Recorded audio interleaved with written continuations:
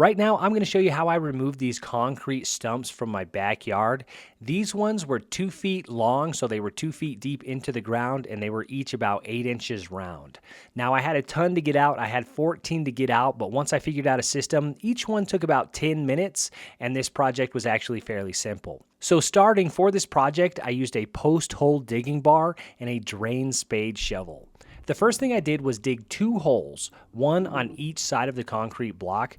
I started with the regular spade shovel, but I found that my drain spade shovel was the winner and it worked a lot better. This shovel, it's a longer, narrow shovel, and it worked way better for getting deeper down into and tighter around the concrete. Now, with those 2 holes dug, I was able to start pushing the concrete back and forth a little bit. Now, once it started wiggling, I was usually able to get it out with the post hole digging bar. So that's the next step. I took that post hole digging bar and I worked it down underneath the concrete block. And then from there, I just pulled down on that bar using some leverage, and I was able to pry that block up.